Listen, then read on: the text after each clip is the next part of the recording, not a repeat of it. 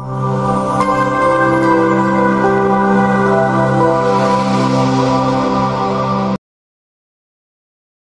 Morning dear students.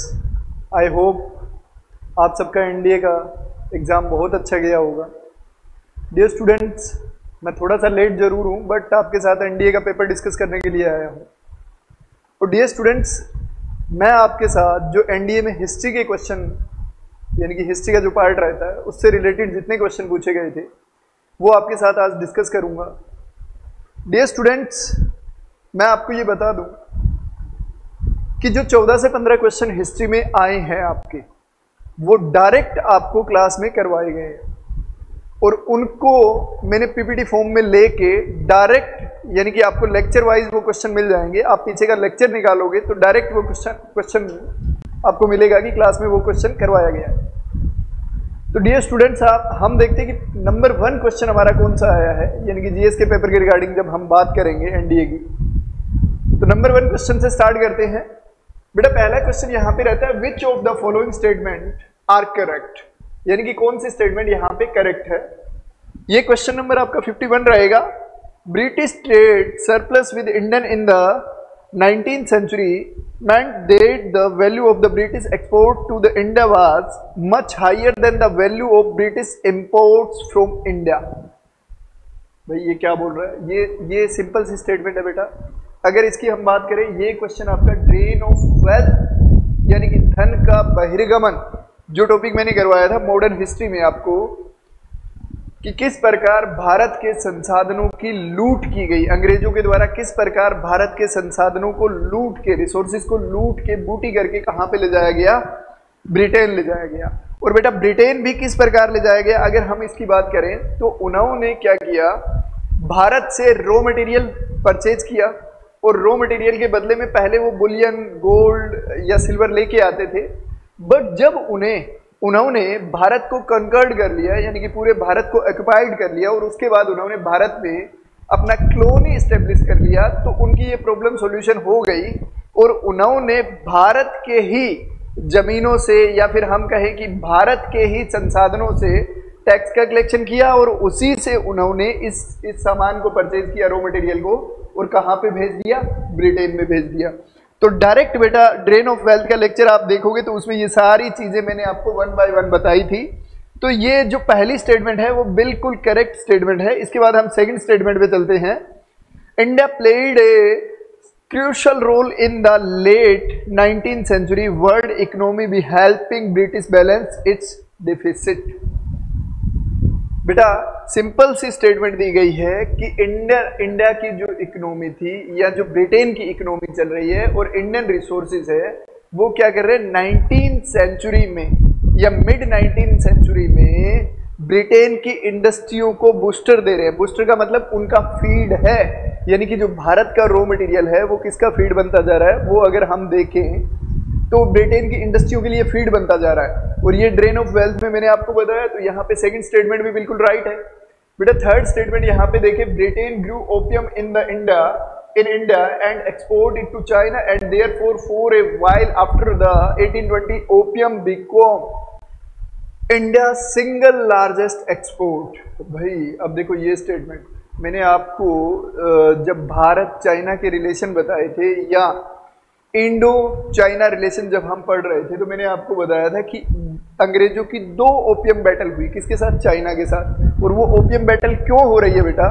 वो सिर्फ इसीलिए हो रही है कि उन्हें अपना जो चाइना से टी को इंपोर्ट करवा रहे थे, चाय को इंपोर्ट करवा रहे थे, और जिसकी वजह से अंग्रेजों की इकोनॉमी घाटे में जा रही थी, तो उन्होंने क्या किया, भारत में बड़े लेवल पे ओपियम का प्रोडक्शन किया और उस ओपियम को उन्होंने कहाँ पे भेज दिया? चाइना में भेज दिया। तो बेटा यहाँ पे थर्ड स्टेटमेंट भी बिल्कुल हमारी क्या रहेगी? राइट रहेगी। इसके बाद हम फोर्थ स्टेटमेंट पे चलते हैं। The 19th century show export of Indian raw materials decline and that of manufactured good increase.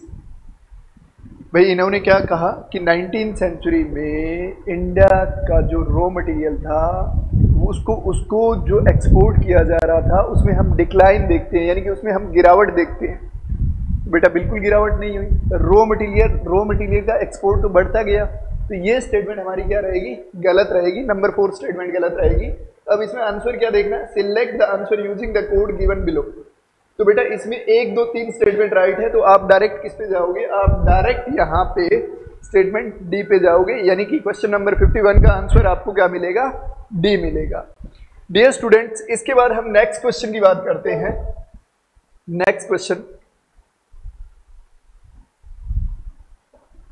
देखो, नेक्स्ट क्वेश्चन सिंपल सा question, first coins in Indian history bearing the names and image of ruler were issued by the.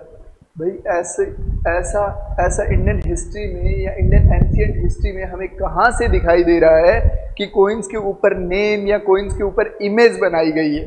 तो बेटा इसमें देखो, अब हम statement देखते हैं, मोरेंस को देखते हैं, पुष्यभूतिज को देखते हैं, गुप्ताज को देखते हैं, इंडो ग्रीक को देखते हैं। बेटा मैंने बताया था इंडो ग्रीक में एक डायनेस्टी आई थी जिसका नेम था कुषाण डायनेस्टी, जिन्होंने भारत में पहली बार प्योर गोल्ड कोइन चलाए, और उन्होंने जो उसके ऊपर जो इमेज बनवाई वो शिव की, नंदी की, पार्वती की, इस टाइप की इमेज वो बनवा रहे हैं। तो बेटा इसका राइट आंसर अगर 53 का देखोगे तो इंडो ग्रीक रहेगा, जो कि मैंने डायरेक्ट आपको मौर्यन एम्पायर जब हम कर रहे थे तो मौर्यन एम्पायर के टाइम मैंने आपको बताया था कि जब मौर्यन एम्पायर डिक्लाइन फेज में जाता है तो मौर्यन एम्पायर के बाद जो भारत में पोस्ट मौर्य डायनेस्टीज आ रही थी, पोस्ट मौर्य डायनेस्टीज में कौन कौन काम कर रहे हैं, तो बेटा मैंने बताया सुंगा डायनेस्टी काम कर रही है, कनव्या डायनेस्टी काम कर रही है, कुषाणा डायनेस्टी काम कर रही है, सातवाहनास डायनेस्टी काम कर रही है, और उसी में से एक इंडो ग्रीक यानी कि कुषाण डायनेस्टी का पार्ट था इंडो ग्रीक, जिन्होंने भारत में सबसे पहले इमेज और नेम के साथ कोइंस चलाए। तो बेटा डायरेक्ट आपका आंसर डी, और ये डायरेक्ट क्वेश्चन आपको मैंने करवाया हुआ है। अगर आप पीछे वीडियोस में जाओगे तो Mauryan empire 321 BCE to 184 BCE में आप इस क्वेश्चन को डायरेक्ट देख सकते हो। नेक्स्ट क्वेश्चन की ओर हम चलते हैं।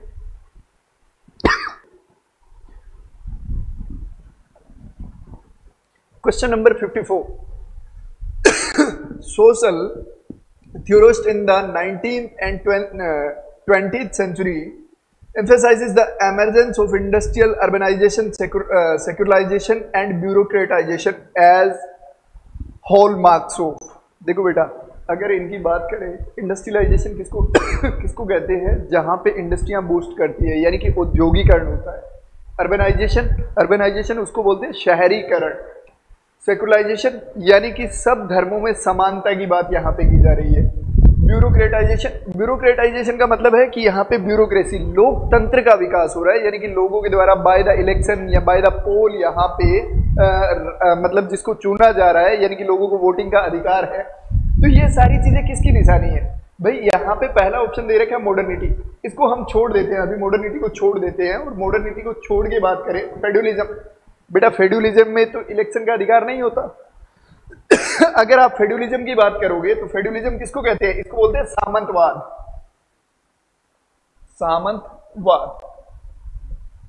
फ्यूडलिज्म।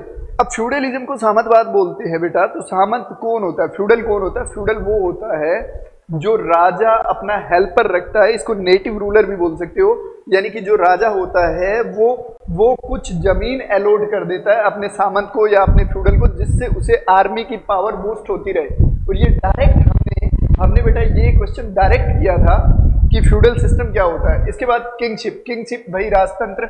मिडाइवलिज्म, भाई मिडाइवलिज्म की बात कर रहे हैं, मध्य युगीन की बात कर रहे हैं, तो मध्य युग में ऐसी ब्यूरोक्रेटाइजेशन नहीं दिखाई दे रहा था। वहां पे क्या हो रहा था, वहां पे बेटा लोकतंत्र नहीं था, मोनार्की ज्यादा दिखाई दे रही थी। तो इसका राइट आंसर क्या रहेगा, ए मॉडर्निटी। और ये क्वेश्चन मैंने आपको डायरेक्ट करवाया जब यूरोप में क्या हो रहा था, यूरोप में एग्रीकल्चर बूम हो रहा था, इकोनॉमी बूम हो रही थी, पुर्तगीज, डच, डेनिश, ब्रिटिशर हमारी और भारत की ओर मूव कर रहे थे सी रूट के द्वारा।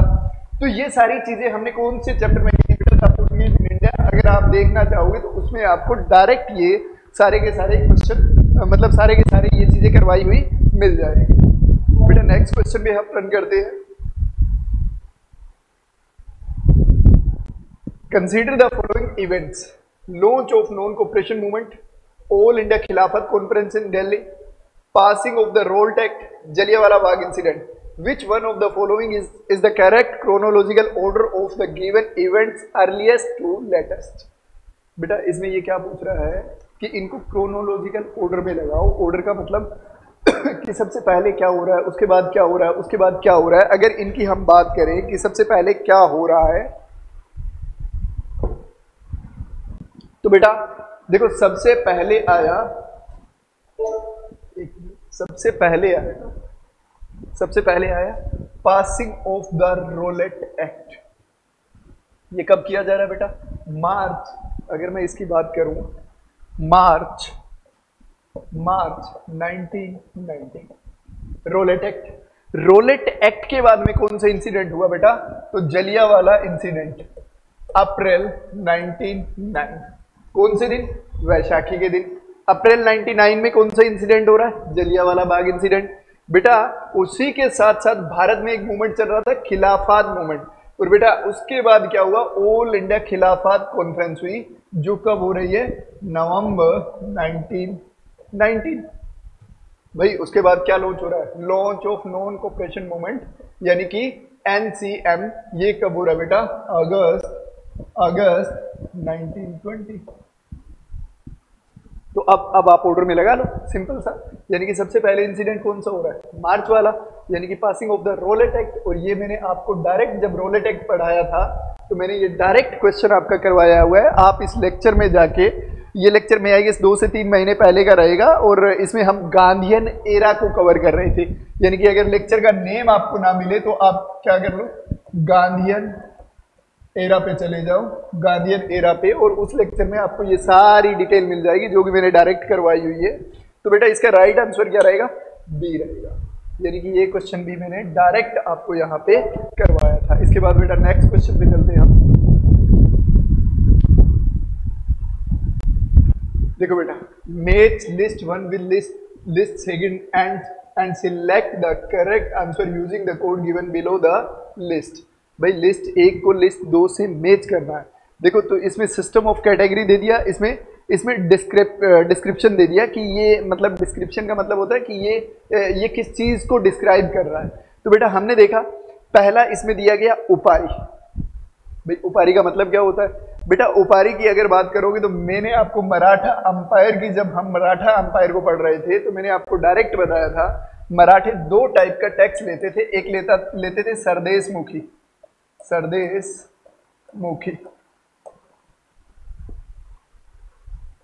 जिसको क्या बोला जाता था? एक्चुअल में इसको बूटी बोला जा सकता है। बूटी का मतलब लूट का टैक्स, या फिर हम आपके एरिया में जाके लूट मार ना करें तो हम क्या लेंगे आपसे?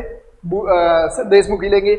इसी टाइप का एक टैक्स और होता था बेटा जिसको उपारी बोलते थे, यानी कि category of the teenager held under the Marathas. देखो भाई मराठा अंपायर का डायरेक्ट मैंने आपको बताया। तो उपारी आप किस में जाओगे? एक का स्टेटमेंट राइट क्या रहेगा? 2। तो यहाँ पे 2 हमें 3 में मिल रहा है, 2 में मिल रहा है। तो इसका मतलब भाई अब कौन सा आगे वाली स्टेटमेंट में चलना पड़ेगा? पाटीदार। बेटा पाटीदार क्या है? पाटीदार की अगर बात करें तो peasant directly responsible for the payment of revenue. Patidar भी बोलते हैं, पट्टेदार भी बोलते हैं, जिनको लीज पे जमीन दिया जाए, और जिसको लीज पे जमीन दिया जाता है वो डायरेक्ट किसको टैक्स पे करता है? तो ये बेटा डायरेक्ट मैंने आपको करवाया था क्वेश्चन कि जिसको लीज पे जमीन दिया जाता है वो डायरेक्ट जिससे जमीन लिया उसे टैक्स पे करेगा। यानी कि इसका पट्टेदार या पाटीदार का क्या रहेगा? ए। यानी कि इसमें ए स्टेटमेंट देख लो। तो बेटा यहाँ पे स्टेटमेंट हमारी राइट क्या रहेगी? ए। बट आगे हम चलते हैं। मिरासीदार किसको बोलते थे बेटा? ये साउथ का फंडा था। मिरासीदार साउथ में टैक्स कलेक्शन करने का फंडा था। को presidency title holder and designated revenue payer in southern India. देखो आगे ना साउदर्न इंडिया, जब हम विजयनगर अंपायर को डायरेक्ट पढ़ रहे थे तो साउथ इंडिया के बारे में मैंने बताया था। मिरासीदार बीच में मीडिएटर टाइप का काम कर रहे हैं। इमाम लैंड्स, भाई इमाम लैंड उसको बोलते थे बेटा। जब मुगल अंपायर को हमने कवर किया तो मैंने बताया था आपको इमाम, वक्फ, इरदार, ये सारी लैंड गिफ्ट में दी जाती थी उलेमा या अमीर क्लास को। अमीर जिसको आप नेटिव रूलर बोल सकते हो या फिर जिसको आप नोबल्स बोल सकते हो। तो बेटा इमाम लैंड का मतलब होता था गिफ्ट ऑफ लैंड और लैंड रेवेन्यू। डायरेक्ट क्वेश्चन, ये भी डायरेक्ट क्वेश्चन बेटा। तो इसका राइट आंसर क्या रहेगा? ए रहेगा। नेक्स्ट क्वेश्चन भी हम चलते हैं।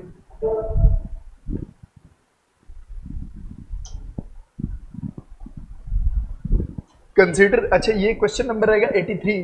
Consider the following statement about ancient Indian inscriptions.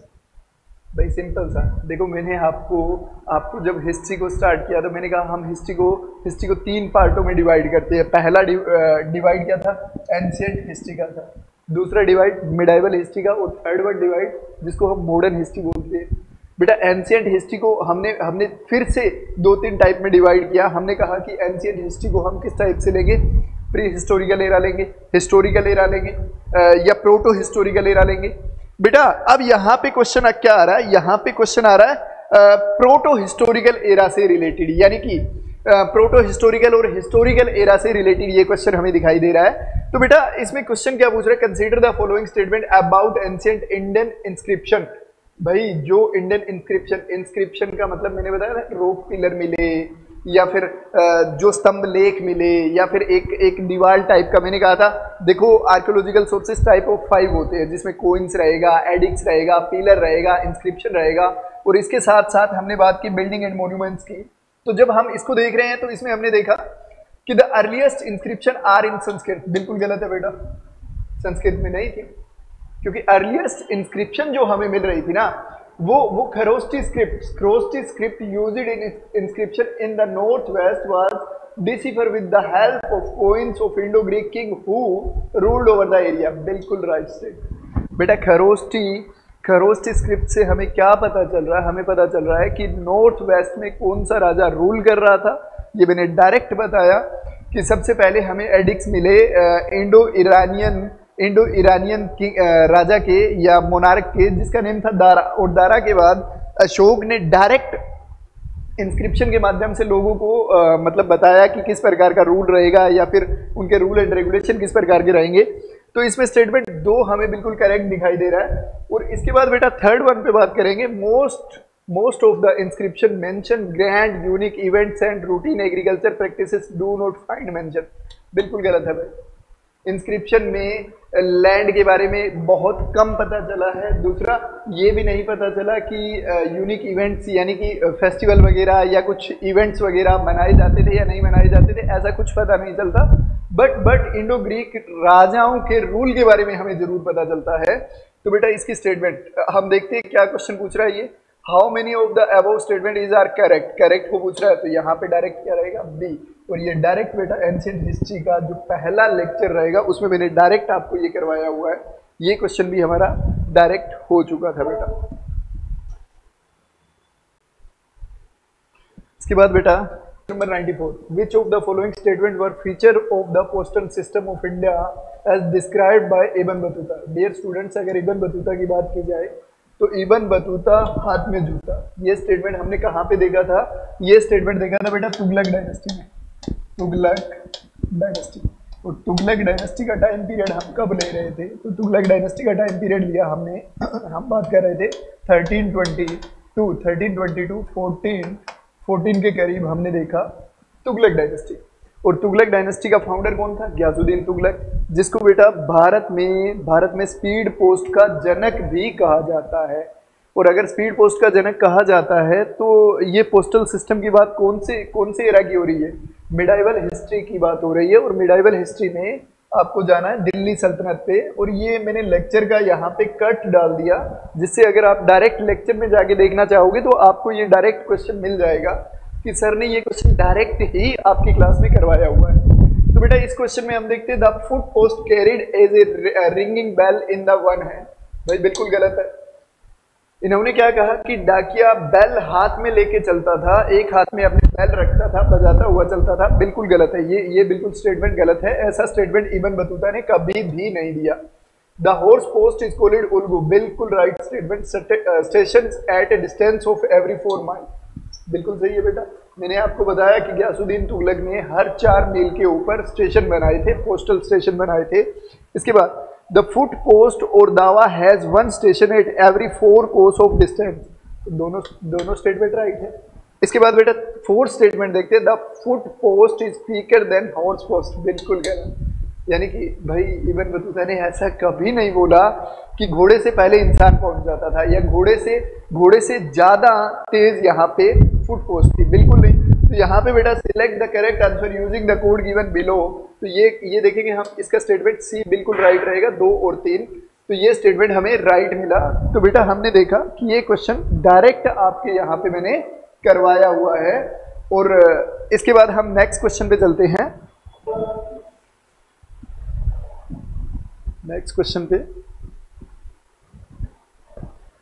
Question number 96। Question number 96 की बात करें बेटा, ये देखो, consider the following statement about the arrival of tobacco in India. भाई टोबैको एग्रीकल्चर से पूछा जा रहा है। तो बेटा डायरेक्ट ये क्वेश्चन तो अभी लेटेस्ट ही मैंने करवाया था आपको, the Portuguese arrival in India, यानी कि भारत में कौन सी कंपनियां आ रही थी, फॉरेन कंपनियां जो एंट्री कर रही थी, पुर्तगीज आ रहे थे, डच आ रहे थे, डेनिश आ रहे थे या ब्रिटिशर आ रहे थे। उसके रिगार्डिंग ये डायरेक्ट क्वेश्चन यहाँ पे इन्होंने पुट अप कर लिया। और ये हमने डायरेक्ट देखा था कि पुर्तगीज भारत में क्या क्या लेके आए थे। जब हम पुर्तगीज की बात कर रहे हैं तो पुर्तगीज ने भारत में बेटा पहला काम किया प्रिंटिंग प्रेस का, प्रिंटिंग प्रेस जिसकी हमने बात की। दूसरा गोथिक आर्किटेक्चर, गोथिक आर्किटेक्चर। बेटा तीसरी हमने देखा यहाँ पे प्रिंटिंग प्रेस गोथिक आर्किटेक्चर के साथ शिप बिल्डिंग, शिप बिल्डिंग का काम भी ये कर रहे हैं। और चौथा इन्होंने क्या करवाया था, टोबैको एग्रीकल्चर करवाया। पांचवा यहाँ पे अगर इनका बड़ा काम देखा जाए तो केशू नट यानी कि काजू की खेती भी करवाई। तो बेटा ये सारी चीजें मैंने डायरेक्ट बताई थी। अच्छा, अब पुर्तगीज कौन से एरिया में सेटल्ड हो रहे हैं, तो पुर्तगीज मैंने आपको बताया साउथ के एरिया में सेटल्ड हो रहे हैं, इंडिया के वेस्टर्न कोस्ट पे। और जब वेस्टर्न कोस्ट पे सेटल्ड हो रहे हैं तो हमने देखा tobacco plant arrived fast in Deccan. भाई ये एरिया कौन सा है भारत का, डेक्कन। तो ये टोबैको प्लांट कहाँ पे लगे, डेक्कन में। दूसरा, tobacco separate to North India in the early year of the 17th century. भाई नॉर्थ इंडिया में कब गया, जब मुगल अंपायर चल रहा था। और इसको लेके एक फेमस स्टेटमेंट भी मैंने आपको दी थी कि एक बार अकबर और बिरबल तंबाकू के खेत में घूम रहे थे। और जब तंबाकू के खेत में घूम रहे थे तो उन्होंने देखा कि कुछ गधे हैं जो तंबाकू के खेत में घूम रहे हैं। और उन्होंने अकबर ने बिरबल के ऊपर कटाक्ष करते हुए बोला कि सर ये गधे भी इतने समझदार है कि तंबाकू नहीं खाते और तुम बिरबल तंबाकू खाते हो। तो बिरबल ने एक कटाक्ष करते हुए अकबर को कहा कि महाराज ये गधे हैं इसीलिए तंबाकू नहीं खाते। तो ये स्टेटमेंट हम डायरेक्ट देख चुके थे, tobacco separate to North India in the early year of the 17th century, यानी कि 17वीं शताब्दी में ये तंबाकू नीचे से ऊपर गया। तो बेटा इसमें स्टेटमेंट कौन सा राइट रहेगा, सी, बोथ 1 and 2। अच्छा, इसमें पूछ भी क्या रहा है, which of the statement given above is are correct. तो करेक्ट स्टेटमेंट की बात करेंगे तो इसमें बिल्कुल आपका फर्स्ट और सेकंड दोनों स्टेटमेंट करेक्ट रहेगा। ये क्वेश्चन भी डायरेक्ट था बेटा। इसके बाद नेक्स्ट क्वेश्चन की बात करते हैं, क्वेश्चन नंबर 97 की बात करते हैं। Consider the following women association and their important association in early 20th century India. बेटा हमने एक टॉपिक किया था, आपको याद होगा, social religious reform in India. आपको जरूर याद होगा social religious reform in India, social religious reforms in India. Bharat में सामाजिक सुधार आंदोलन हुए। और ये क्वेश्चन सेम वही क्वेश्चन लिया कि सामाजिक सुधार आंदोलन में महिलाओं का क्या योगदान था, या इंपॉर्टेंट वीमेन एसोसिएशन, यानी कि महिलाओं की कौन सी एसोसिएशन फेमस थी। ठीक है, इसकी बात करते हैं। अच्छा, इसका क्या करना है, आपको सही से मिलान करना है। तो पहले हम देखते हैं women Indian association of 1970, Margaret cousin. भाई बिल्कुल सही है, आपकी ये स्टेटमेंट बिल्कुल सही है। 1917 की स्टेटमेंट मैंने आपको बढ़ाई थी मार्गरेट कजन की। इसके बाद national council of women in India of 1925। बेटा यहाँ पे सरोजनी नायडू थी बट इन्होंने सरला देवी चौधरानी दे दिया, तो ये स्टेटमेंट बिल्कुल यहाँ पे गलत रहेगा। भारत स्त्री महामंडल ऑफ 1910। बेटा ये भी स्टेटमेंट गलत है, ये भी स्टेटमेंट गलत है। यहाँ पे लेडी मेहरबाई टाटा नहीं आएगा। ठीक है, ये स्टेटमेंट भी आपकी गलत रहेगी। तो दोनों स्टेटमेंट गलत है और ये डायरेक्ट क्वेश्चन मैंने आपको करवाया था, इसलिए इसका राइट स्टेटमेंट क्या रहेगा, डी। और बेटा ये कौन से टॉपिक में आपको मिलेगा, तो social religious reform in India, Bharat में सामाजिक सुधार आंदोलन कब हुए, कैसे हुए, ये टॉपिक हमने डायरेक्ट किया हुआ है। नेक्स्ट क्वेश्चन पे चलते हैं। क्वेश्चन नंबर 99 बेटा। अच्छा, ये सेट बी का रहेगा। Which of the following statement which with regard to the famous silk route are correct. बेटा, अभी लास्ट टाइम हमने एसएसबी में एक इंडो चाइना का टॉपिक लिया। मैंने आपको कहा था कि हिस्ट्री एक ऐसा सब्जेक्ट है जो एसएसबी के लिए रोड मैप तैयार करता है, और बेटा वही सेम क्वेश्चन निकल के आ रहा है, यानी कि रोड मैप का क्वेश्चन निकल के आ रहा है। देखो, सिल्क रूट से पूछा जा रहा है। सिल्क रूट बहुत से थे, यानी कि एक सिल्क रूट सी रूट होता था, चाइना से ऐसे होके निकलता था। एक सिल्क रूट ऐसे अफगानिस्तान से ऐसे होके निकलता था, और यही सिल्क रूट से लेके ये क्वेश्चन कर रहा है। Silk routes refer to east bound European silk cargoes along these routes. हमने देखा कि ईस्ट यूरोपियन कार्गो जो है वो किसका यूज कर रहे हैं? सिल्क रूट का यूज कर रहे हैं अलोंग दीज रूट। बहुत से सिल्क रूटों का यहाँ पे यूज हो रहा है।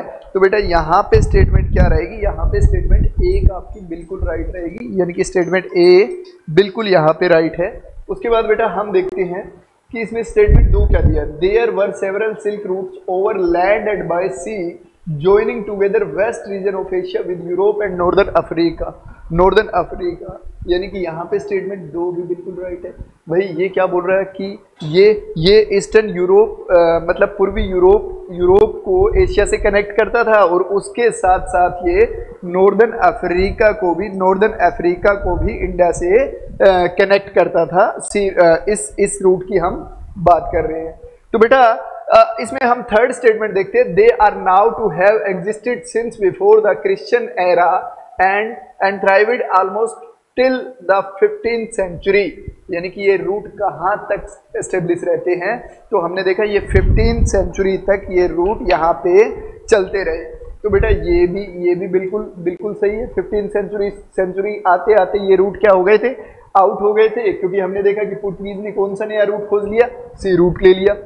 बेटा beside silk Chinese pottery textile and spices from India and South East Asia travelled the same route. बिल्कुल नहीं बेटा, ये स्टेटमेंट बिल्कुल गलत है आपकी।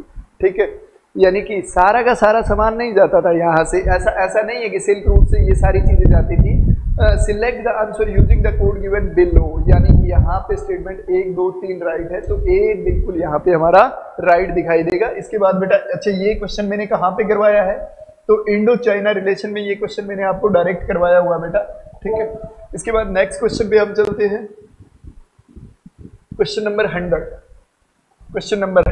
देखो बेटा, consider the following statement about Ajanta paintings.